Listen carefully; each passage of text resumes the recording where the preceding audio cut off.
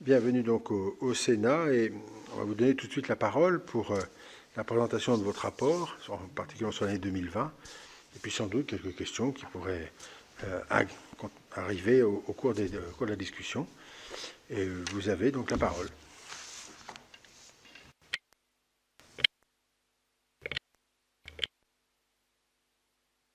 Automatique, pardon, excusez-moi. Monsieur le Président, Mesdames et Messieurs les sénateurs, donc on a rendu public il y a quelques jours le rapport d'activité du Défenseur des droits pour l'année 2020 et je suis vraiment très heureuse de pouvoir vous le présenter aujourd'hui. Rendre compte de l'année 2020, c'est d'abord rendre compte d'une année de transition. Avant de présenter l'activité de cette année, je voudrais d'ailleurs rendre hommage à mon prédécesseur. Par sa détermination, son engagement, Jacques Toubon a fait progresser considérablement la notoriété et la visibilité du Défenseur des droits. Dans des contextes troublés, il a tenu des positions courageuses, fidèles aux missions qui lui étaient confiées. Alors c'est donc à la tête d'une institution solide que je suis arrivée en juillet dernier et c'est entouré d'adjoints tout aussi solides que je m'efforce depuis ma nomination de continuer à faire jouer pleinement à cette belle institution le rôle qui lui est confié. Mes adjoints sont, alors à ma droite justement, Pauline Cabi qui est en charge de la déontologie de la sécurité, à ma gauche Éric Delemare qui est en charge de la défense et de la promotion des droits de l'enfant et qui ne sont pas là à cause du respect des règles sanitaires, autrement nous serions venus plus nombreux, Georges Paul-Angevin en charge de la lutte contre les discriminations et de la promotion de l'égalité et Daniel Agazinski qui est en charge de la médiation avec les services publics. Alors pour dresser le bilan de l'année 2020, j'évoquerai successivement les interventions du Défenseur des droits dans 4 directions. Des interventions pour répondre aux difficultés nouvelles créées par la crise sanitaire, des interventions pour traiter au quotidien les problèmes d'accès aux droits, pour promouvoir les droits et défendre les libertés, et quatrièmement, pour renforcer la coopération avec nos homologues étrangers. Alors, premier point, la crise sanitaire, elle a affecté au-delà de nos modes de vie l'ensemble de nos droits et libertés. En bouleversant l'organisation des services publics, les mesures sanitaires se sont souvent traduites par un recul des droits, par de nouveaux obstacles pour y accéder. Et pour celles et ceux qui sont déjà éloignés de leurs droits, ce recul a pu créer de véritables ruptures. C'est pourquoi, dès le début de la crise sanitaire, le Défenseur des droits a été très attentif aux atteintes aux droits qui étaient susceptibles d'émerger, en particulier pour les personnes les plus vulnérables. Au titre de ces différentes compétences, il est intervenu pour y remédier, que ce soit d'ailleurs à travers les services instructeurs du siège ou par l'intervention des délégués territoriaux. Je reviendrai d'ailleurs sur le rôle de ces délégués territoriaux. S'agissant des relations avec les services publics, l'institution a été alertée d'atteintes importantes aux droits et libertés concernant en particulier, au moment du premier confinement, les personnes précaires et vulnérables qui étaient contraintes de retirer leurs aides sociales dans les bureaux de poste. Alerté par le Défenseur des droits, le directeur de la Poste s'est engagé à augmenter le nombre de bureaux de poste ouverts. Nous avons été également alertés sur la situation des personnes en détention pour des motifs liés majoritairement aux conditions de détention, c'est-à-dire accès aux masques, gel hydraulique, accès aux soins, à la douche, conditions d'aménagement de peine, d'exécution des peines, suspension des parloirs en détention, usage de la téléphonie, rupture du paiement de travail et également violence entre détenus. Et également pour des motifs dus à la prolongation de plein droit de la détention provisoire sans intervention du juge judiciaire.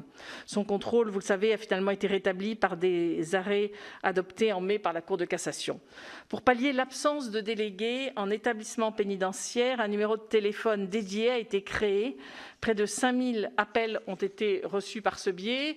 C'était essentiellement pendant le premier confinement, puisqu'après, nos délégués ont pu retourner dans les centres de détention. Les personnes en rétention administrative qui se sont trouvées dans des conditions de protection insuffisantes, sans perspective d'éloignement dans un délai raisonnable, et malgré nos demandes de fermeture immédiate, les CRA sont restés partiellement ouverts.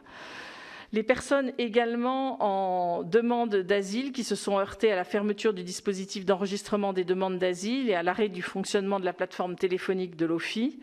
Les observations que nous avons adressées au Conseil d'État saisi d'une requête ont été accueillies d'ailleurs favorablement. Et enfin, les personnes bénéficiant de protection sociale, dont les ressources ont parfois substantiellement baissé, le Défenseur des droits est intervenu pour que leur situation soit prise en compte en cas de recouvrement d'indus. Ça, c'était la première partie sur les relations avec les services publics. S'agissant des droits des enfants, nous avons reçu, je vous parle toujours de la période Covid, plus de 120 saisines révélant que Nombre de ces droits étaient mis à mal, en particulier le droit d'être protégé contre toutes les formes de violence, le droit d'être entendu, alors que l'ordonnance du 25 mars permettait de prendre des décisions sans contradictoire, le droit d'entretenir des relations avec ses parents quand les droits de visite et d'hébergement ont été suspendus, le droit d'aller à l'école, le droit de recevoir une protection et des soins, notamment pour des mineurs non accompagnés, ni pris en charge ni accueillis, le droit de voir son intérêt supérieur pris en compte quand des enfants, entre autres, se sont vus refuser l'accès à un supermarché avec leurs parents. C'était au tout début du premier confinement. S'agissant de la déontologie et de la sécurité, les saisines reçues ont porté essentiellement sur des contrôles d'attestation de déplacement. Et par ailleurs, le défenseur des droits s'est saisi de la situation des personnes sans domicile fixe et des difficultés rencontrées par les personnes handicapées, justement, à fournir l'attestation quand c'était nécessaire. Enfin, de nombreuses saisines ont porté sur des situations de discrimination liées à la crise sanitaire. Et à titre d'exemple, je citerai 2 situations: l'accès aux biens et services des personnes âgées, des personnes particulièrement vulnérables économiquement ou bénéficiant d'une mesure de protection judiciaire.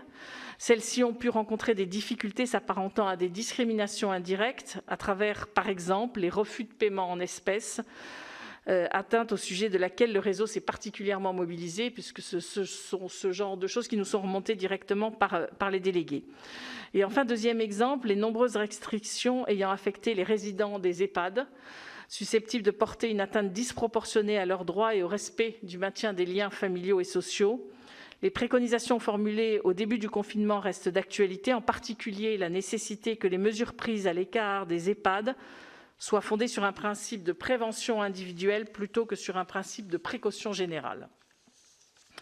Le deuxième point sur lequel je voulais insister maintenant, c'est le travail mené au quotidien pour faire valoir les droits des personnes qui nous saisissent. Avant d'illustrer ce travail par quelques exemples, il me paraît utile de rappeler que le défenseur des droits est constitué d'une double composante, le siège et le réseau des délégués territoriaux. La présence de ces délégués dans chaque département, auprès des réclamants, au contact des dysfonctionnements et des atteintes aux droits, est souvent déterminante pour répondre au mieux à chaque situation. Dans un contexte de recul des services publics dont la crise sanitaire a mis en évidence les graves conséquences, les délégués comblent un manque dont les petites villes et les zones rurales souffrent de plus en plus, la présence réelle, incarnée des voies d'accès aux droits. Concrètement, les 536 délégués qui traitent près de 80% des réclamations sont, eux, à l'origine de la plupart des médiations conduites par l'institution, qui, dans 80% des cas, aboutissent favorablement. En cherchant à faire aboutir un règlement amiable, ce réseau de médiateurs contribue à rétablir le dialogue entre les usagers et l'administration ou les organismes chargés d'une mission de service public. Ce réseau est une force et une composante précieuse de notre institution. Pour l'affermir, un nouveau maillon de coordination et d'articulation avec le siège a été introduit. Ce maillon, ce sont 12 chefs de pôle régionaux dont la prise de fonction s'est achevée en 2020 qui l'incarnent. Ils apportent un appui juridique aux délégués, coordonnent au niveau régional le traitement des dossiers, les actions de promotion de l'égalité et les initiatives permettant de faire progresser la notoriété de l'institution. J'en viens maintenant au traitement des réclamations en tant que telles. En 2020, le nombre de saisines reçues s'est élevé à près de 97 000, dont près des 2/3 concernent les relations avec les services publics. J'insiste beaucoup là-dessus. Près des 2/3 des réclamations qui nous sont soumises concernent les relations avec les services publics. Les réponses apportées aux situations individuelles visent à la fois, bien sûr, le rétablissement des droits des personnes qui nous saisissent, mais aussi, et ce second point est important, la résolution des problèmes structurels pour que les atteintes constatées ne se répètent plus. Car très souvent, en fait, les saisines reçues révèlent des problèmes qui dépassent largement l'échelle individuelle. En matière de services publics, les situations dont nous sommes saisis mettent en évidence l'ampleur des délais de réponse des administrations. Près de 2 ans, par exemple, pour une demande de changement de nom. Plus de 2 ans pour une réponse, d'ailleurs positive ou négative, à une demande de naturalisation. Pour l'illustrer, je vais prendre 2 exemples.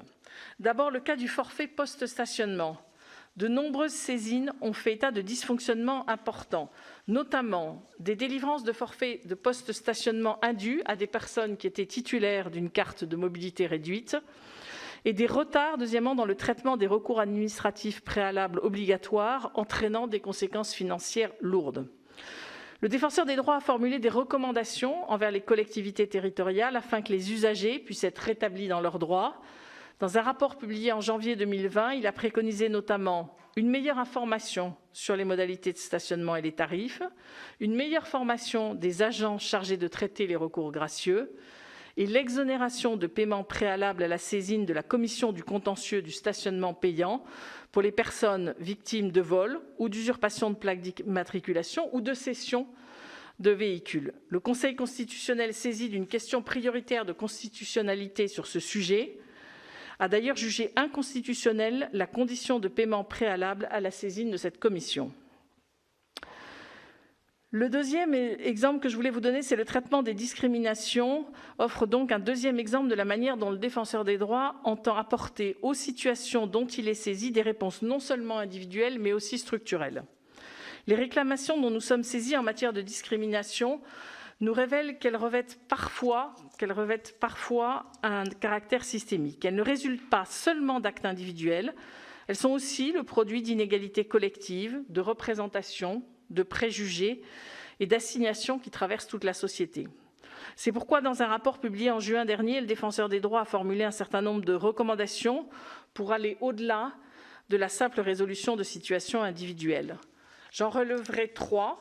Approfondir d'abord la connaissance des discriminations en développant des statistiques publiques, en créant entre autres un observatoire des discriminations, mais en développant aussi des campagnes de testing.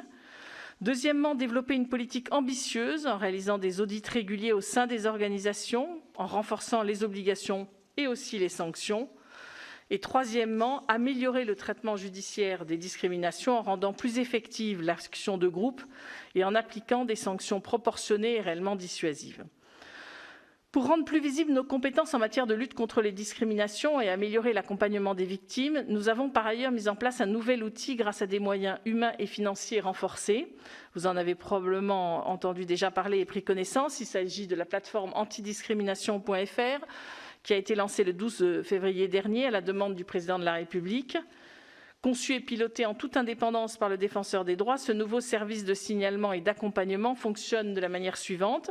Toute victime ou témoin de discrimination, quel qu'en soit le motif et le domaine, peut solliciter la plateforme, soit en appelant le 3928, soit en se rendant sur le site internet qui est doté d'un chat et d'un accès spécifique pour les personnes sourdes ou malentendantes. Et là, une équipe de juristes du Défenseur des droits accompagne, oriente gratuitement les personnes qui sollicitent la plateforme. Je pourrais d'ailleurs vous proposer tout à l'heure, si vous le souhaitez, un bilan du premier mois de fonctionnement de cette plateforme avec quelques premiers chiffres. Le troisième point que je voulais aborder avec vous, c'est qu'au-delà du traitement des réclamations, le Défenseur des droits a confirmé tout au long de l'année 2020 son rôle de vigie des droits et des libertés. Cette vigilance, qui se nourrit des saisines reçues et des constats transmis par les associations membres de nos comités d'entente, m'a conduit à formuler régulièrement des alertes sur les différents projets et propositions de loi présentés. Je l'ai fait, par exemple, à propos du nouveau schéma de maintien de l'ordre, de la réforme de la justice pénale des mineurs, de la transposition de la directive relative aux lanceurs d'alerte, et de la réforme de l'adoption, par exemple. S'agissant plus particulièrement des mesures prises dans le cadre de l'état d'urgence sanitaire, dans la lignée de mon prédécesseur, je me suis attachée à rappeler un certain nombre d'exigences de notre état de droit auxquelles il ne saurait être dérogé. Et je sais que vous y êtes très attachés. À l'occasion de plusieurs auditions et avis transmis au Parlement, j'ai ainsi souligné l'importance d'encadrer strictement l'état d'urgence par une loi précise, claire, prévisible, intelligible, dans le respect des principes de légalité, de nécessité et de proportionnalité, de veiller à ce qu'il reste exceptionnel en limitant sa durée et en prévoyant des moyens de droit commun pour un retour à la normalité, de renforcer le rôle du Parlement, d'organiser un débat public de fond, en particulier sur la protection de nos droits et libertés et le renforcement des services publics, et enfin de renforcer la transparence et l'accessibilité de l'information. Plus généralement, il m'a paru essentiel, à travers ces différentes alertes, de mettre en garde contre le risque d'une habituation progressive à la restriction de nos libertés. À l'heure où vivre avec le virus ne relève plus d'une option, mais bien d'une nécessité, le choix que nous faisons pour l'affronter doit faire l'objet de discussions libres et éclairées. Je terminerai en quatrième point en évoquant la dimension internationale de nos actions. Sur ces différents champs de compétences, le Défenseur des droits a poursuivi et approfondi tout au long de l'année 2020 le travail de collaboration avec nos homologues internationaux. En matière de déontologie de la sécurité, 2 réalisations soulignent cette coopération. D'une part, l'adoption en juin 2020 de la déclaration de Paris par le réseau AIPCAN, Independent Police Complaint Authorities Network. Elle reprend les principales recommandations issues de la conférence qui avait été réalisée en octobre 2019 sur les relations police-population. Et d'autre part, la célébration en octobre des 20 ans de la recommandation du Conseil de l'Europe sur le code d'éthique de la police. Et cette célébration a été l'occasion d'échanges très riches avec nos homologues, mais aussi avec les hauts représentants des ministres de l'Intérieur du Conseil de l'Europe. En matière de défense et de promotion des droits de l'enfant, le Défenseur des droits s'est associé à la réflexion du réseau ENOC, qui est un réseau européen des défenseurs des enfants, à propos des études d'impact sur les droits des enfants. Un cadre commun de référence a été adopté afin d'harmoniser ces études dont l'objectif est d'anticiper les effets de toute mesure sur les droits des enfants.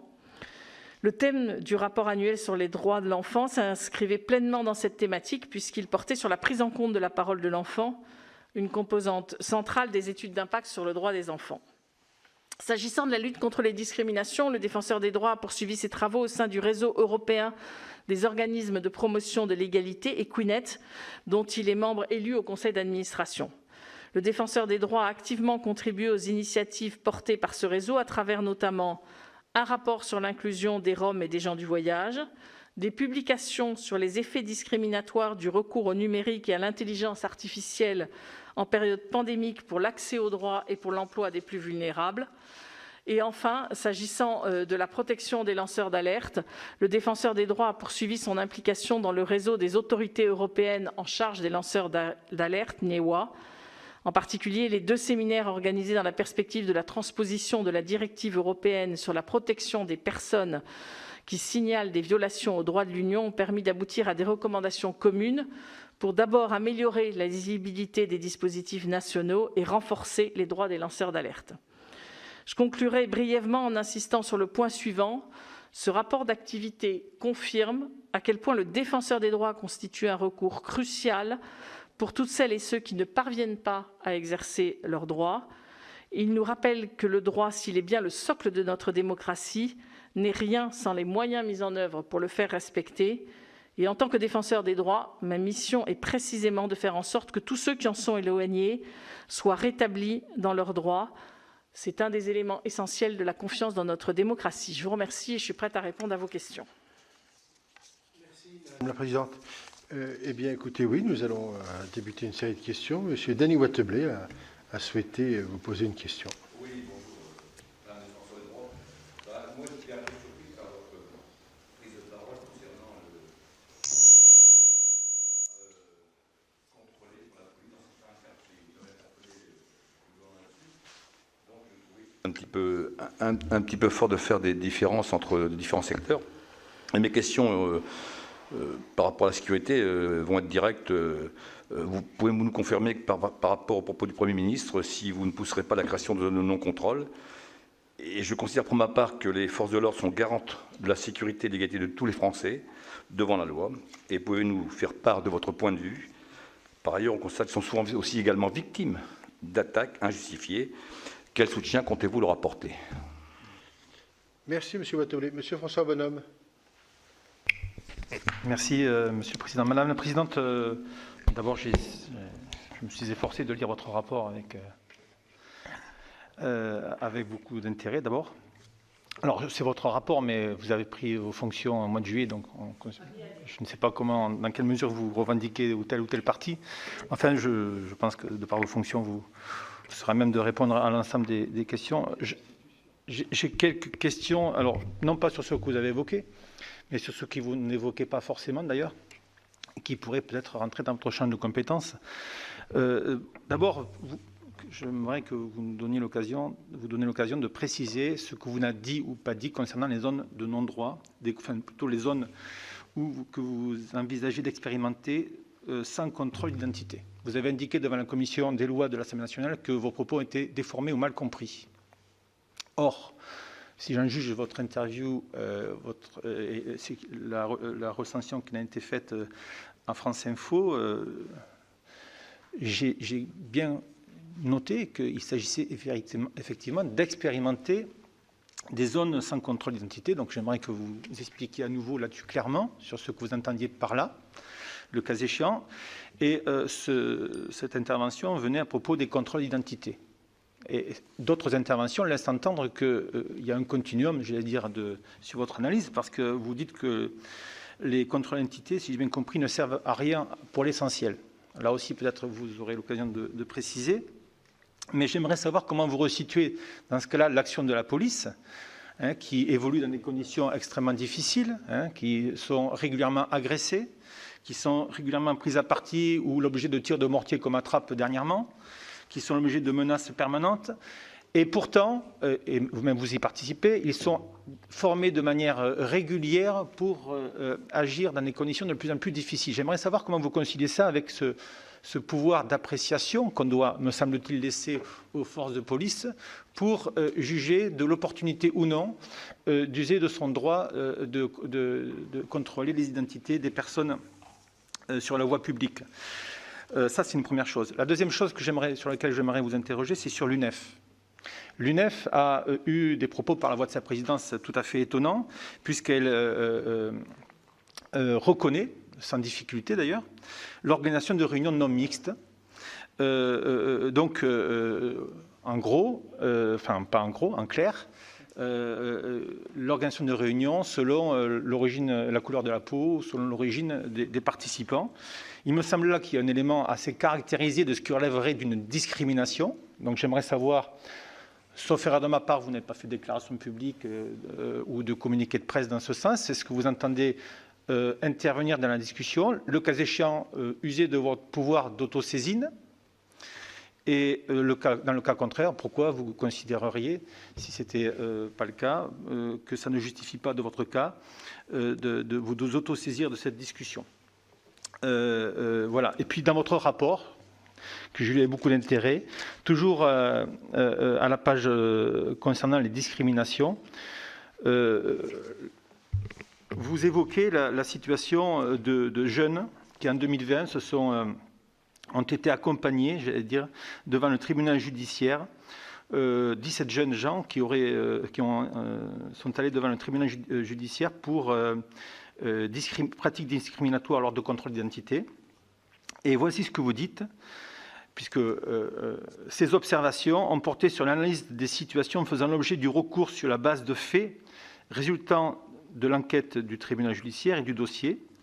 Il a relevé qu'en l'espèce, le contexte des instructions et représailles entourant ces discriminations avait un caractère systémique, dans un contexte de répétition des violations de procédures. Alors, vous avez émis effectivement les observations, si j'ai bien compris, et vous-même vous indiquez, et c'est tout à votre honneur, que le jugement du 28 octobre qui s'en est suivi a établi que le tribunal a considéré que la preuve d'une différence de traitement n'était pas rapportée par les demandeurs. Donc, ça confirme, ça peut confirmer en tout cas des situations où vous êtes amené à prendre des positions, à faire des analyses, et que des tribunaux viennent ne pas vous suivre sur ce terrain-là. Donc j'aimerais savoir si le cas échéant, si ça vous amène en tout cas le défenseur des droits, à faire preuve d'une plus grande mesure dans les propos et dans les analyses. Parce que le principal point pour moi de réserve que j'ai à faire, c'est qu'on est plus dans la dénonciation, terme que vous utilisez à certains endroits du rapport, que dans l'analyse. Et je trouve que l'institution que vous représentez, que vous présidez, aurait vraiment avantage à faire un peu plus d'analyse et un peu moins de dénonciation. Merci, Mme Valérie Boyer. Vous avez... Je vous en prie. Ça peut arriver. Bonjour, madame. Madame la défenseure des droits, vous l'avez probablement dit tout à l'heure, mais moi je me permettrais, avant de commencer, de saluer votre parcours, puisque vous êtes ancienne journaliste de santé à RFI, présidente d'ATT Quart Monde et membre du comité consultatif national d'éthique. C'est un parcours magnifique. Mais sans remettre en cause vos compétences et votre parcours, j'aimerais revenir sur un point. C'est vrai que j'aurais pu vous parler de beaucoup de choses, comme mon collègue François Bonhomme vient de le faire. Longuement de vos alertes sur la fermeture des guichets pour les demandeurs d'asile ou de mineurs non accompagnés. Et vous êtes dans votre rôle de défenseur des droits. Mais je crois aussi que lorsque nous parlons immigration et droits des étrangers, on peut aussi parler des devoirs. Et je voudrais aussi évoquer cette question en disant une chose. Est-ce faire preuve d'humanité que de donner de faux espoirs à des personnes qui fuient leur pays? Est-ce faire preuve d'humanité que de faire en sorte que ces enfants, pour beaucoup d'entre eux, soient aux victimes de trafic d'êtres humains et jetés sur les routes? En Île-de-France, en Alsace, en Provence, en Provence-Alpes-Côte d'Azur, à Marseille en particulier, nos capacités d'accueil, vous le savez, sont saturées. Nos capacités d'accueil sont tellement saturées que parfois l'accueil se fait au détriment des enfants de l'ASE, dans des conditions qui sont parfois extrêmement difficiles. Je ne reviendrai même pas sur la question des faux mineurs. Cela se constate de manière en matière de logement, mais on le voit aussi beaucoup dans la rue. Et est-ce faire preuve de raison que de ne pas lutter efficacement contre ces trafics d'êtres humains? Mais j'aimerais évoquer avec vous un point particulier. Au mois de février, vous avez suscité la polémique en proposant d'expérimenter des zones sans contrôle d'identité pour lutter contre les discriminations. Je dois vous avouer que cette prise de position m'a profondément choquée, car je crois que la République doit regagner ses quartiers et non totalement disparaître. Je crois au dialogue, mais je crois aussi à l'ordre et au respect des valeurs de la République sur l'ensemble du territoire national, sans exception. Et je considère qu'il ne peut y avoir en France des zones de non-droit, même si je préfère parler des zones d'un autre droit, et celui de la voyoucratie en particulier. Depuis que vous avez précisé vos propos en indiquant souhaiter une meilleure traçabilité de ces opérations, bien sûr, mais vos propos s'inscrivent dans un contexte de tension importante avec les forces de l'ordre qui sont régulièrement d'ailleurs elles-mêmes victimes d'attaques régulières, de guet-apens, etc. Je ne vais pas revenir sur les chiffres d'atteinte aux forces de l'ordre et le nombre de blessés des forces de l'ordre, mais ils sont quand même très élevés. Le chef de l'État avait par exemple considéré qu'aujourd'hui, quand on a une couleur de peau qui n'est pas blanche, on est beaucoup plus contrôlé. Il est vrai qu'en France, je le cite, c'est entre guillemets, il est vrai qu'en France, le sujet des contrôles d'identité est un sujet sensible. C'est dans ces conditions qu'il a été annoncé que sur certains territoires, il sera prévu des dispositifs d'évaluation de l'efficacité de ces contrôles grâce à des caméras d'une application spécifique pour compter le nombre de contrôles, leur lieu et leurs résultats ou encore via la délivrance d'un récépissé. Aussi, j'aimerais vous poser une question. Que proposez-vous pour les forces de l'ordre, les pompiers, les personnels soignants, pour qu'ils puissent enfin exercer leur métier sereinement dans ces quartiers, pour qu'enfin, excusez-moi, ils arrêtent, excusez-moi, le masque c'est compliqué, ils arrêtent d'être pris pour cible, pour qu'enfin on défende leurs droits et aussi qu'on les protège, parce que vous n'ignorez pas non plus que par rapport aux droits et notamment leurs familles, les situations sont extrêmement complexes. On l'a abordé dans le texte sur la sécurité globale qui a été examiné au Parlement, mais j'aurais bien aimé vous entendre sur la défense des droits de ces personnes. Je vous remercie. Merci Madame Boyer. Y a-t-il d'autres questions? Oui, Monsieur Jean-Pierre Sueur. Dans la suite de ma collègue, je voulais savoir quelle est votre réaction par rapport à la déclaration récente du ministre de l'Intérieur, qui a dit qu'il fallait expulser par la force les enfants ou mineurs et éventuellement non accompagnés qui étaient en centre de détention.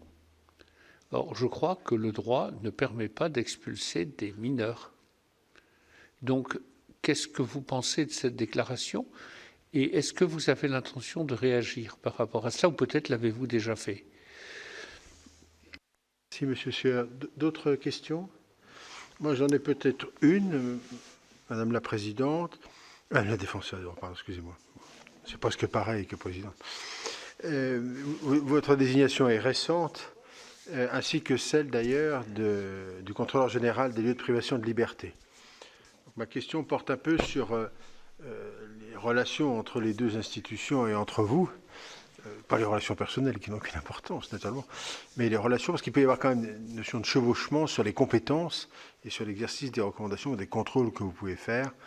Donc ça nous serait utile de bien comprendre le mécanisme de fonctionnement entre les deux institutions qui vont être maintenant de votre responsabilité et de celle du contrôleur général des lieux de privation de liberté.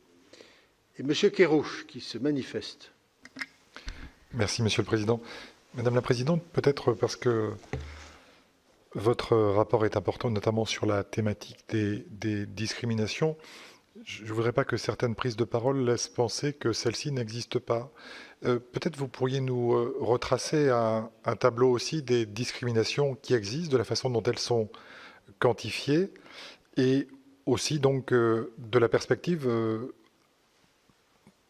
selon laquelle on pourrait lutter contre celles-ci. Bien, s'il n'y a pas d'autres questions, Madame la défenseure, vous avez la parole. Madame la défenseure, pardon. Merci. Je vais procéder a priori dans l'ordre. Je comprends, alors donc je vais démarrer sur la question des contrôles d'identité. Je comprends tout à fait votre question. Cette audition est aussi l'occasion pour moi d'affiner mes propos. La protection, et avant toute chose, je tiens à le dire, la protection des policiers et des gendarmes est un objectif plus que légitime. C'est un principe auquel je suis très attachée. Ce que j'ai dit sur les contrôles d'identité ont pu être déformés, même si je reconnais quelques imprécisions dans la façon de le dire. Je n'ai jamais souhaité mettre fin aux contrôles d'identité. Je souhaite la traçabilité. Ces contrôles sont indispensables en cas de comportement suspect, de risque à l'ordre public ou bien sur réquisition du procureur de la République.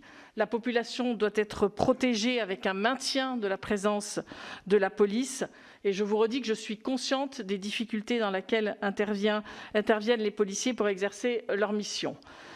Mais l'arrêt de la Cour de cassation de 2016 a acté l'existence de contrôles discriminatoires.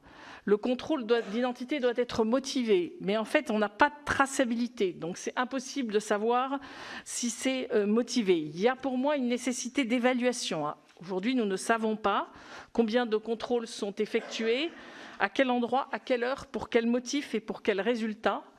Je n'ai jamais dit qu'ils étaient toujours inutiles, loin de moi cette idée, mais nous ne savons pas aujourd'hui en France si nous avons 5, 8 ou 12 millions de contrôles d'identité par an, et je pense qu'une évaluation serait intéressante. Ce que j'ai toujours dit, c'est que je pense qu'une expérimentation serait nécessaire sur cette question de la traçabilité. Et quand je dis une expérimentation, c'est que je ne sais pas quelle est la meilleure solution. Est-ce que c'est le récépissé? Est-ce que c'est simplement une expérimentation avec l'enregistrement, mais sans récépissé, mais qui permet aux personnes qui se sentent victimes de contrôles d'identité discriminatoires de faire un recours? Est-ce que c'est, comme vous l'avez dit, la caméra piéton? Il y a plusieurs possibilités et je pense qu'il faut l'expérimenter. Vous savez qu'un député a déposé une proposition de loi sur cette question des contrôles d'identité avec récépissé. Sachez qu'au moment où on a préparé, on devait être auditionné, puis finalement, ça n'a pas été possible. Sur les 10 dernières années, il y a eu 12 propositions de loi sur cette question des contrôles d'identité. Et ce que je dis juste, c'est qu'on est face à un problème et qu'il faudrait le résoudre. Et dans cette question-là, il ne s'agit pas d'accuser personne, mais d'essayer de trouver une solution. Donc, j'ai tout à fait conscience des tensions avec les forces de l'ordre et je pense que c'est par de la transparence qu'on pourra conforter et rétablir la confiance. Et je pense que cette confiance, elle est indispensable à notre démocratie. Dans les autres questions que vous m'avez posées sur l'UNEF, il est évident pour moi que pour une réunion publique, on ne peut pas utiliser un critère discriminatoire. Il n'y a pas de doute là-dessus. Après, je ne souhaite pas entrer dans les polémiques et je trouve que les polémiques se multiplient, mais je vous redis que notre position là-dessus, pour une réunion publique, on ne peut pas utiliser un critère discriminatoire. Sur la question du droit des étrangers et des mineurs non accompagnés, ce que nous constatons, et je suis dans mon rôle en tant que défenseur des droits, c'est des atteintes aux droits fondamentaux, des atteintes à la question de l'intérêt supérieur de l'enfant, Et je ne souhaite pas qu'il y ait de concurrence entre les personnes précaires. Se préoccuper des droits fondamentaux des étrangers, c'est une question dans laquelle il y a des atteintes à la dignité, c'est une question de dignité. Et c'est la même chose sur la question des personnes les plus précaires. Et vu mon engagement précédemment, je pense que vous ne pouvez pas douter de mon engagement sur ces questions-là et sur la question de la défense des droits fondamentaux, que nous parlions d'étrangers ou de situations de personnes précaires en France. Je vous redis, pas de concurrence entre les personnes en difficulté.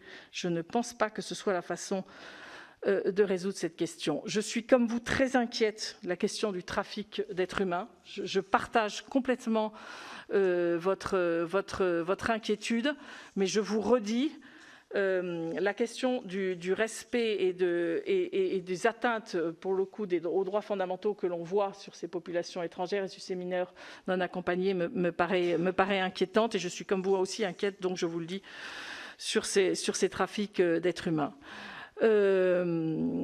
Sur l'expulsion de mineurs, oui, toujours... la situation d'un certain nombre de mineurs qui sont entre autres en situation de santé très difficile, avec des polyaddictions, est excessivement compliquée.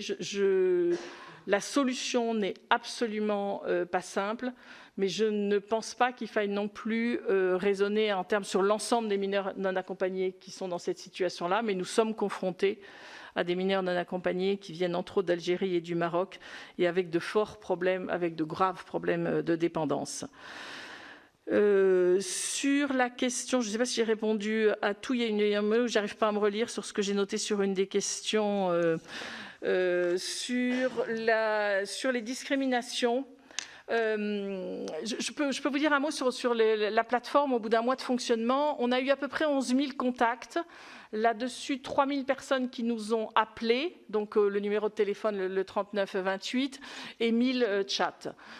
Là-dessus, simplement 20% nous ont finalement saisi, ce qui veut dire plusieurs choses. C'est qu'il y a des gens qui nous ont appelés pour des questions, par exemple, de sexisme, de racisme, qui ne sont pas dans notre domaine, ou de violence, et on a renvoyé sur les services de l'État ou sur les associations sur ces questions. Et puis un certain nombre, ce que nous disent nos écoutants, qui sont des juristes, disent un certain nombre avaient besoin d'être écoutés, mais ne se sentaient pas forcément d'attaque de déposer pour autant une réclamation. Donc pour l'instant, les chiffres qu'on a, c'est 20% de réclamations. C'est un peu tôt pour vous donner les résultats qu'on peut avoir. Le domaine reste l'emploi, hein, on n'est pas très étonné, c'est le premier motif d'appel sur les questions de discrimination. Et l'origine est le premier des critères. Alors que dans les réclamations que nous avons, sur les 5 000 réclamations que nous avons tous les ans, c'est plutôt la question du handicap qui arrive en tête des discriminations. Et on a un public un peu plus jeune qui, du coup, nous contacte via la plateforme. De façon plus générale, la lutte contre les discriminations, en fait, on a du mal à évaluer l'ampleur de ces discriminations. C'est quand même une des grosses difficultés, et c'est pour ça qu'on préconise la création d'un observatoire qui permettrait de mieux évaluer ces discriminations et du coup de mieux y répondre. Et cette plateforme, elle va être un outil pour résoudre au quotidien les problèmes des personnes, hein, majoritairement d'ailleurs par la médiation, parce que dans les saisines qu'on a eues, il y a eu des choses très très simples d'aménagement d'un poste de travail pour une personne handicapée. C'est assez facile derrière d'appeler l'employeur, de lui dire qu'il a une obligation, et la question peut être résolue relativement rapidement. Je suis assez frappée d'ailleurs depuis que je suis arrivée dans l'institution du nombre de saisines que nous avons, plus tellement maintenant sur l'accueil des enfants à l'école où on a progressé, même si c'est loin d'être parfait, mais on a quand même progressé, mais plutôt sur l'accueil d'enfants handicapés dans des centres de loisirs, qui reste encore quelque chose de compliqué. Donc notre souci avec la plateforme, c'est de résoudre les problèmes au quotidien des personnes qui nous saisissent, et on le peut, et en partie par la médiation, mais tout ça ne sera pas suffisant, et je pense qu'il faut aussi des campagnes d'information, de sensibilisation à ces questions de discrimination. Le lien avec la contrôleure générale des lieux de privation de liberté, en l'occurrence, Eric l'a rencontré aujourd'hui. Moi, je l'ai déjà vu 2 fois. Nous avons des échanges réguliers. où on lui renvoie des affaires quand c'est plus dans son domaine assez général, et nous, au contraire, quand c'est des situations particulières.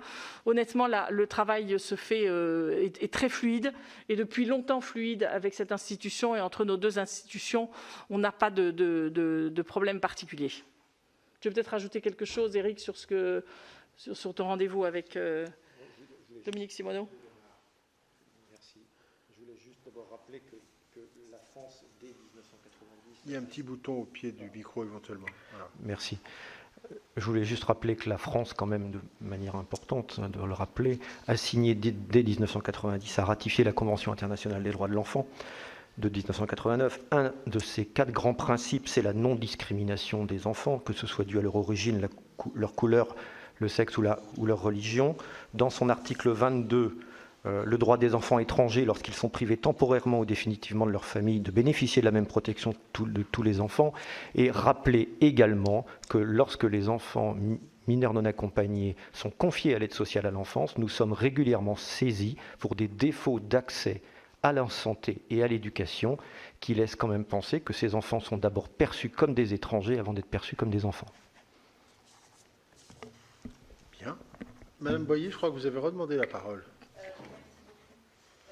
Ça aussi. Ça, bonhomme aussi. La question concrètement sur les soins mineurs, parce qu'effectivement, comme vous, je ne veux pas de concurrence de la misère ou des difficultés. Je crois que personne ne souhaite ça ici. Pourtant, je trouve que la situation est absolument dramatique dans les foyers de l'ASE. Qui, vous le savez, sont totalement débordés pour plusieurs raisons.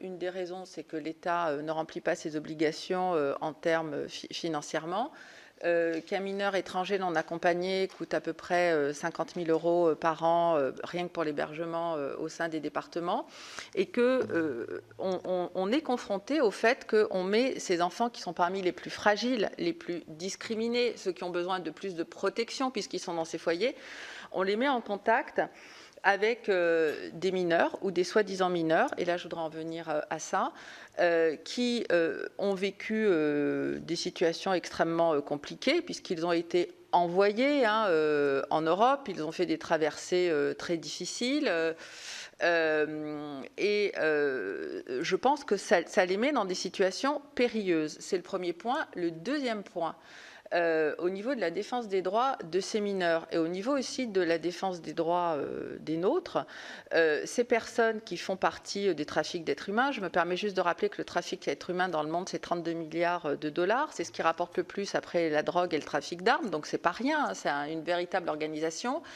Quand nous avons en France des personnes qui sont rentrées illégalement, qui font l'objet de prise en charge par des passeurs, et qui ne veulent pas se soumettre à des tests, ou quand elles se soumettent à des tests osseux pour qu'on détermine leur minorité ou leur majorité, ne le souhaitent pas, moi je trouve que ça crée une discrimination importante, et je pense, même si on ne veut pas les mettre en concurrence, mais je pense aux mineurs, et en particulier aux mineurs de l'ASE, qui sont pris en charge par le département, et on se trouve dans une situation, je trouve, qui pour eux n'est pas tolérable. Et enfin, je voudrais conclure. Vous le savez également, parce que j'imagine que comme moi, comme bien d'autres de mes collègues, vous avez lu dans la presse, même si elle est assez discrète sur ces histoires parmi les plus sordides, les difficultés auxquelles sont, plus que des difficultés d'ailleurs, les grands malheurs auxquels sont confrontés parfois ces mineurs, ce qu'on appelle, c'est souvent ces mineurs-là dans ces foyers qui font partie de ce qu'on appelle la prostitution de cité, puisque c'est comme ça qu'on l'appelle, donc qui sont eux-mêmes pris en charge par des réseaux en France, que ce soit des mineurs, j'allais dire, endémiques, ou qu'ils fassent partie des mineurs étrangers non accompagnés. Donc cette question, c'est pas d'opposer les gentils et les méchants, mais c'est de voir comment, sur le plan de la lutte sur les discriminations, comment on protège ceux qui ont besoin de l'être le plus. Et aujourd'hui, en ne prenant pas à bras-le-corps sur le plan politique et de l'organisation cette question des mineurs non accompagnés, je trouve que nous ne répondons pas à notre devoir de protection de mineurs les plus fragiles. Et c'est là-dessus que j'aurais bien aimé qu'on avance un petit peu sur les discriminations et sur les atteintes à leurs droits fondamentaux dont font partie ces enfants de l'ASE. Oui, merci, Monsieur le Président. Je vais juste rebondir sur votre réponse, Madame, pas la Présidente, mais la défenseure. Excusez-moi. C'est plus simple. Non, je sais bien que vous avez pris vos fonctions il y a moins d'un an, donc j'allais dire, par rapport aux déclarations qui ont fait l'objet d'une polémique, je suis tout prêt à faire preuve de mansuétude et de clémence, j'allais dire, si tant est que ce soit possible pour moi. Mais en attendant, si vous voulez, il y a quand même un malentendu initial. Vous dites à la fois qu'il faut quantifier, qu'il faut évaluer, et en même temps, dans les propos de votre rapport, peut-être que c'est votre prédécesseur, je ne sais pas, mais vous dénoncez le caractère discriminatoire et systémique des contrôles et des discriminations en l'espèce, ce qui me paraît un tout petit peu contradictoire, avant même une évaluation précise et quantifiée, d'avoir un jugement aussi définitif sur la question et aussi, j'allais dire, systématique pour le coup. Voilà, donc j'ai bien compris que maintenant, vous ne voulez pas expérimenter les zones sans contre-identité, mais expérimenter la traçabilité. Donc j'espère que vous aurez l'occasion de préciser ce que vous entendez par traçabilité et les formes que ça peut prendre, même si je vous rappelle, Madame la défenseur, que vous dites qu'il y a 12 propositions de loi qui ont été déposées à ce sujet. Oui, mais il y a eu un gouvernement précédent, même pas sous régime, j'allais dire, qui avait ce sujet, qui a même été dans une campagne présidentielle il n'y a pas si longtemps que ça, et qui a abandonné le sujet pour tout un tas de raisons qu'on peut entendre, et notamment la question aussi de la difficulté de la mission, encore une fois, des forces de police, et notamment l'alourdissement des charges que ça entraînerait. Donc il y a quand même des questions, si vous voulez. Et puis sur l'UNEF, vous me dites que vous ne souhaitez pas entrer dans les polémiques, mais je vois que dans certains cas, vous n'êtes pas à l'origine, mais le défenseur des droits peut alimenter des polémiques. Hein. Et puis la polémique, ça fait partie de la démocratie, après tout, on ne doit pas en avoir peur. En attendant, Madame la défenseur, je m'excuse, mais quand on a une déclaration aussi claire et aussi une transgression aussi caractérisée de nos principes fondamentaux avec la déclaration de la présidente de l'UNEF, je suis quand même très étonné, en tout cas au nom du sens commun, peut-être pas au nom d'une autorité administrative indépendante qui dispose de toute une armée de juristes, que le sens commun ne nous amène pas quand même à user de votre droit de suite, de votre droit d'autosaisine, que par ailleurs, quand même, vous utilisez, le défenseur des droits en général, de manière forte et quasiment systématique. Donc, je m'étonne, si vous voulez, de la sélectivité des critères qui président à votre autosaisine. Il faudrait quand même... Et là, je pense que je peux invoquer peut-être le sens commun, quand même, parce qu'avec de telles déclarations, que ça n'entraîne pas, pour le moins, une suite à travers une saisine, je dois dire que là, les bras m'en tombent et j'ai du mal à avoir une explication claire sur le sujet. Voilà ce que je voulais vous dire. Je pense que l'intérêt de ce genre de confrontation, c'est d'avoir une certaine sincérité. Je tenais quand même à vous le dire, même si vous êtes dans votre fonction, ce que je peux comprendre par ailleurs. Parle moins de débat que de confrontation. Même la défenseur parle. Oui, c'est ça, j'en ai d'accord. Je vous réponds du coup tout de suite là-dessus. En fait, en question d'autosaisine, c'est en fait assez peu fréquent. On en fait, hein, mais pas du tout énormément. Et en fait, quand il y a décès, donc on est dans des critères assez précis quand on s'autosaisit, c'est sur des situations gravissimes. Voilà. Donc ça c'est la première chose. Et bien des autosaisines quand il y a eu un décès dans des violences de la police. Voilà. C'est à des moments où on s'autosaisit. Donc non, on ne s'autosaisit pas tout le temps et à tour de bras. Donc voilà, ça reste. Attendez, excusez-moi, oui, j'ai pas forcément envie d'être. Je continue à dire que je n'ai pas envie d'être dans un débat polémique. Ce que je cherche, c'est à faire. Oui, je suis bienveillante. Non, je réagis. Oui, Monsieur le Président, je suis vraiment insupportable. Mais je réagis. Non, vraiment, je réagis parce que, voyez-vous, bon, l'UNEF. On est nombreux à avoir milité à l'UNEF. Pas si nombreux que ça. Non, mais dans les temps, toi tu es une jeune, mais dans les temps anciens où l'UNEF rassemblait un très grand nombre d'étudiants et défendait vraiment la situation des étudiants, les causes. Bon. Et donc, on est triste quand on est dans cette situation de voir cela. Et je vous assure, Madame la défenseure, que je considère pour ma part que c'est gravissime.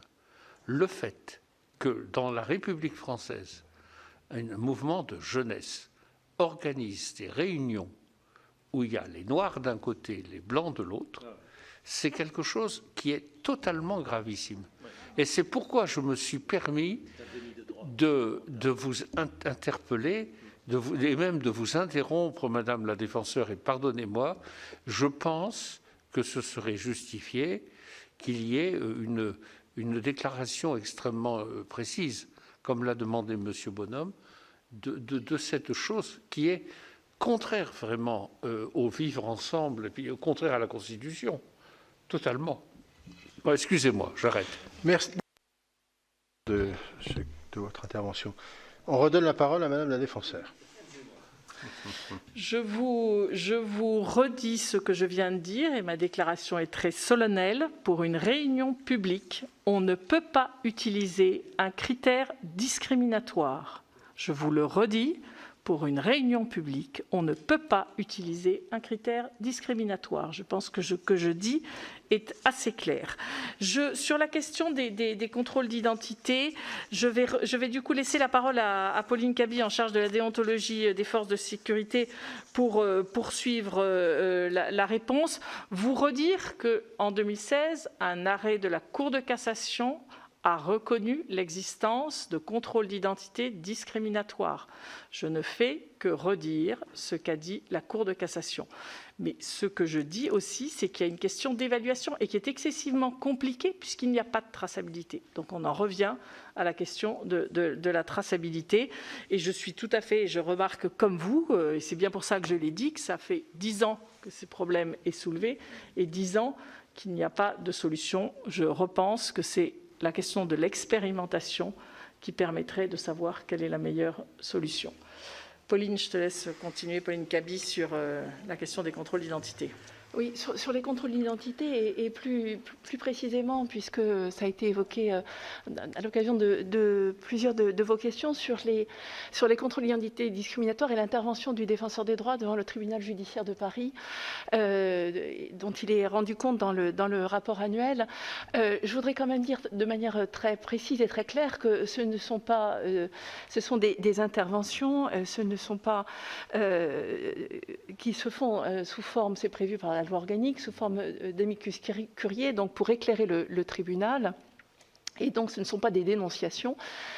Ces interventions qui sont au soutien qui ne sont pas au soutien des parties, mais qui viennent tenter d'éclairer la juridiction sur les problèmes juridiques posés et d'apporter des réponses, un éclairage en tout cas, se font sur une analyse juridique, exclusivement juridique, par des juristes très compétents, je dois le dire. Et le fait que, ainsi que nous en rendons compte, il n'y ait pas le tribunal à ce stade, donc en première instance, n'ait pas suivi l'analyse juridique proposée, ne me paraît pas pouvoir la décrédibiliser pour autant, d'autant qu'il y a appel, que le débat se poursuit et que quand bien même au final cette analyse ne serait pas suivie in fine, c'est une analyse, je le répète, qui est vraiment purement juridique et qui cherche à faire avancer le débat.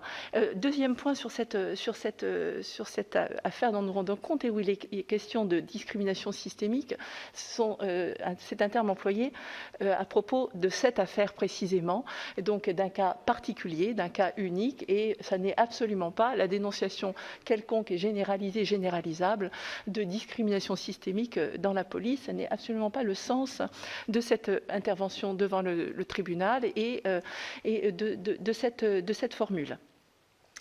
Et puis, par ailleurs, redire effectivement l'attachement et le sens de la mission du défenseur des droits s'agissant de la déontologie dans le domaine de la sécurité. Il s'agit de renforcer, d'améliorer la relation police-population, ce qui est une façon aussi de marquer, d'une part, la mission et le devoir du défenseur des droits dans la protection, dans la défense des droits des personnes s'estimant victimes de mauvais comportements ou de manquements des forces de sécurité à leur endroit, mais aussi d'assurer la mission de sécurité des forces de l'ordre.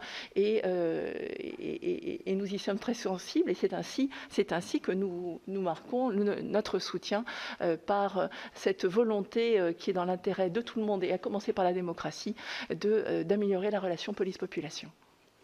Je recomplète.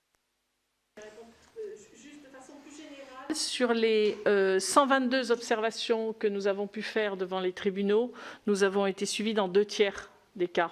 Donc sur les 122 observations devant les tribunaux, sur tout thème confondu, sur nos 5 missions qui sont au sein du Défenseur des droits. Donc c'est juste important de le redire. Sur votre question, Madame, sur les enfants de l'ASE et sur le fait que certains sont victimes aussi d'atteintes aux droits fondamentaux, je suis, comme vous, particulièrement sensible à cette question-là. C'est pas pour rien que j'ai eu envie d'avoir Éric Delemare à mes côtés, puisque un profil éducateur, directeur de centre, qui a travaillé au sein de l'ASE, et dans la façon dont on peut faire bouger de nombreuses personnes font un travail remarquable au sein de l'ASE. Il ne s'agit pas de jeter l'opprobre, mais il y a effectivement des difficultés, et je suis comme vous très sensible à cette question et à voir comment on peut avancer. C'est vraiment pour ça que j'ai voulu avoir Éric Delemare à mes côtés. Peut-être que Éric, tu peux continuer à répondre sur ces questions-là. Oui, merci. Madame la sénatrice, nous ne pouvons que partager votre inquiétude sur les enjeux autour de la protection de l'enfance concernant ces difficultés que vous avez rappelées très justement sur le vivre ensemble. Mais je dois vous dire que cette question du vivre ensemble, elle existe indépendamment de la question des mineurs non accompagnés. Lorsque des établissements doivent gérer des enfants et du vivre ensemble, des enfants en situation de handicap, des enfants qui ont malheureusement, qui doivent être protégés, mais qui ont commis des délits, et des enfants victimes de ces délits, la question du vivre ensemble, elle est compliquée. Les mineurs non accompagnés peuvent bien entendu arrivent dans ces établissements, mais de la résumer uniquement à leur situation et à leur origine me pose question. Je crois qu'il faut absolument réfléchir en matière de moyens et de gouvernance sur les liens entre protection de l'enfance et pédopsychiatrie, protection de l'enfance et MDPH, le champ du médico-social, et pédopsychiatrie, protection de l'enfance et protection judiciaire de la jeunesse.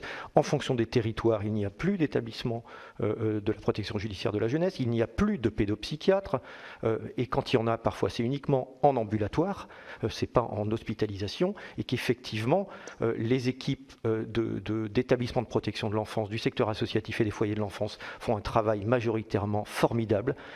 Ils l'ont montré pendant la crise Covid. Ils ont aussi, dès le 17 mars, accueilli au titre de l'urgence des enfants sans masque, sans précaution. Et je crois que c'est vraiment dans ces partenariats très forts que nous trouverons la solution, et ce n'est pas, de mon point de vue, en stigmatisant telle ou telle population. Moi, j'en ai une, Madame la défenseur. Vous avez évoqué tout à l'heure le bilan de 2020 sur la situation dans les lieux de détention, le fait d'avoir des masques, enfin tout ce qui est utile à la lutte contre le Covid-19. Qu'en est-il de la situation? Donc j'imagine que c'était la première période, en tous les cas la première période de confinement, peut-être la deuxième, mais qu'en est-il de la situation actuelle? Alors là-dessus, effectivement, sur la disposition masque, gel, nous avons moins de réclamations. Les réclamations sont plutôt sur les jeunes qui sont incarcérés, l'accès à l'éducation, l'accès à la formation qui reste encore difficile, l'accès au travail. Et on sait à quel point c'est un facteur de réinsertion à la sortie des lieux de détention. Et on est encore alerté sur ces questions-là, entre autres via nos délégués. Mais s'il n'y a pas d'autres questions, Madame Boyer, vous avez d'autres questions? Oui, excusez-moi. Je comprends vos réponses, mais je vous avoue que je suis un petit peu déçue du contenu. D'abord, il ne s'agit pas de stigmatiser, mais de poser des questions. Ce terme valise, je le trouve particulièrement fatigant et pas du tout, ne fait pas avancer les choses. En revanche, ces situations, elles doivent être traitées. Et aujourd'hui, ce n'est pas le cas. Donc, c'est pour ça que je vous posais la question. Vous m'avez répondu, mais je n'ai pas eu ma réponse. De la même façon que la question de mon collègue Jean-Pierre Sueur non plus, je n'ai pas entendu la réponse, ou en tout cas, je n'ai pas compris votre réponse sur le fait que, malgré les situations très graves qui ont été exposées, je suis désolée, je ne dois pas avoir un QI nécessaire, mais je n'ai absolument rien compris à votre réponse. Donc, j'aurais bien aimé la voir. Vous reparlez là des mineurs non accompagnés. Je parle de l'UNEF. Je parle de la question de M. Sueur sur l'UNEF. Sur l'UNEF. vous avez répondu. Sur l'U9, je continue à vous répondre ce que j'ai répondu tout à l'heure. Il est inadmissible que des réunions non mixtes soient organisées. C'est effectivement de la discrimination, je vous le redirai. Sur les mineurs non accompagnés, je vous redis, excusez-moi, hein, je ne suis pas en charge de la politique publique. Oui. Je suis en charge de la défense des droits, des enfants. C'est ça que je viens vous dire. Je ne suis pas en charge, je vous le redis, des politiques publiques. Donc moi, je vous dis quelles sont les atteintes aux droits. J'ai particulièrement conscience que c'est excessivement difficile comme situation. Il n'y a pas de... S'il y avait une solution très simple, elle aurait déjà été appliquée. Mon rôle, il est de rappeler les droits. Et vous permettez, puisqu'on en est à la conclusion, de vous redire ce que je vous ai dit dans la présentation de ce rapport. 2/3 des réclamations que nous recevons, sont des difficultés d'accès aux services publics, des difficultés que rencontrent les usagers dans l'accès aux services publics. C'est quelque chose qui m'inquiète. Je pense que vous aussi, vous êtes sensible à ces questions en étant très implanté sur les territoires et vous voyez justement les personnes en difficulté d'accès aux services publics et ces difficultés sont aussi bien des personnes qui, au moment où elles font valoir leur retraite, ont des difficultés pour le calcul du montant de leur pension, peuvent attendre plusieurs mois, quand ce n'est pas plus d'une année, avant de bénéficier de leur pension. Ce sont des personnes qui sont en difficulté quand elles font changer leur carte grise et qu'elles n'ont pas de réponse, quand elles ont fait des stages pour récupérer leurs points et où leur dossier de permis de conduire n'avance pas à la préfecture. Ce sont des personnes en difficulté d'accès pour les APL ou pour des minima sociaux. Je suis inquiète de cette difficulté d'accès aux services publics, dans les zones rurales, de l'éloignement des services publics. Je pense que c'est quelque chose qui vous préoccupe aussi. Je vous redis, 2/3 de nos réclamations sont sur cette question-là. Et c'est ça aussi dont je pense qu'il faut que nous parlions et sur lequel nous pourrions avancer. Vous avez, Madame la Défenseure, été saisie ou êtes-vous saisie suffisamment régulièrement sur des questions d'accès par voie numérique. En fait, toute la difficulté de l'impossibilité pour un certain nombre de nos concitoyens, dans un moment où tout est numérisé, et tous les services publics notamment, se trouvent dans la difficulté. La numérisation des démarches de services publics sont une chance pour un grand nombre parce que ça simplifie le fait de les faire. Mais il y a une partie de la population qui est en grande difficulté d'accès aux services publics à cause de cette numérisation. Que ce soit des personnes parce qu'ils sont en difficulté pour remplir un dossier sur Internet, des personnes qui n'ont pas un accès à Internet, des gens qui sont encore dans des zones où le réseau Internet n'est pas bon. Moi, je continue à dire qu'en vieillissant, nos facultés cognitives peuvent aussi baisser. On ne peut pas être forcément aussi habile sur Internet. On l'a vu sur la campagne de vaccination sur Doctolib. Pour les personnes âgées, ce sont beaucoup les enfants qui ont fait les démarches pour leurs parents âgés. Mon prédécesseur l'avait dit, un rapport avait été rendu sur cette question de la dématérialisation. Il est indispensable qu'une présence physique dans nos services publics soit maintenue. Une présence aussi téléphonique, c'est la seule solution pour garantir un accès réel aux services publics. Je pense qu'il va être intéressant de voir ce qui se passe sur le développement des maisons France Service. Certains de nos délégués vont être présents dans ces maisons France et le sont déjà dans ces maisons France Service et de voir si effectivement on arrive du coup à rapprocher l'usager du service public par ce biais-là. Mais je voulais insister là-dessus parce que je voulais que vous ayez conscience du nombre de saisines qu'on a là-dessus, de notre idée qu'on voudrait trouver des solutions. Sur la dématérialisation, mon prédécesseur a fait un rapport. Nous espérons d'ici la fin de l'année faire un suivi de ce rapport et c'est quelque chose que je souhaite que nous fassions, c'est un suivi de nos rapports, c'est-à-dire dans les préconisations qu'on a pu faire, qu'est-ce qui a réussi à être appliqué, qu'est-ce qui ne l'a pas été, pourquoi, ça peut être intéressant et en dialogue avec les services publics parce que certains services publics ont des idées pour résoudre ce problème-là et voilà, donc c'est vraiment une de nos préoccupations. Je vous tiendrai au courant de l'évolution de ce rapport sur le suivi de la dématérialisation, mais nous sommes inquiets de ce qui se passe, oui. Merci Madame Boyer, j'aperçois votre main. C'est la dernière question. C'est ma dernière question. Non, c'est plus une remarque parce que c'est vrai que c'était très intéressant d'avoir cette audition et je vous remercie. Mais je suis un petit peu restée sur ma faim et je dois vous avouer, madame et messieurs, ma déception parce que j'aurais bien aimé comprendre comment fonctionne le parallélisme des formes et là je ne l'ai pas compris par rapport aux questions que nous avons posées. alors, dites-moi si je me trompe, hein, pour la discrimination vue par le Conseil d'État, je ne sais plus, pour la discrimination concernant les contrôles aux faciès, excusez-moi, la journée est longue. Vous avez affiché votre position, pas de problème. Concernant celle de l'UNEF, mais on pourrait trouver d'autres exemples, je n'ai pas compris, vous avez rappelé le droit, bien évidemment, on sait très bien que les réunions non mixtes sont interdites, etc., dont acte, mais quelles sont les actions derrière? Pourquoi on ne vous a pas entendu sur cette question? C'est simplement ça que j'aimerais avoir, je vois mon collègue qui acquiesce, la question de M. Sueur, c'est ça que j'aurais aimé avoir comme réponse. Officiel, au moins, par rapport à genre, on sait le prendre d'un côté, on ne sait pas le prendre de l'autre. S'il vous plaît. Je pense pouvoir dire, sans être démenti, que les déclarations et les réponses que vous avez apportées, notamment la dernière, constituent une déclaration publique, puisque cette réunion de commission a un caractère public, puisqu'elle est rendue publique et diffusée à la télévision, et que chacun peut en prendre connaissance, et elle a valeur publique, enfin, je crois, sans être remise en cause, pouvoir le dire sans difficulté. Nous ne sommes pas en chambre, à huis clos et sans communication. Les déclarations sont publiques, tout à chacun, un non-sénateur a pu regarder sur le site internet, y compris les journalistes, votre audition et entendre les propos que vous avez tenus. Après, les choses sont, de ce point de vue-là, me semble-t-il, au moins sur ce plan, parfaitement publiques.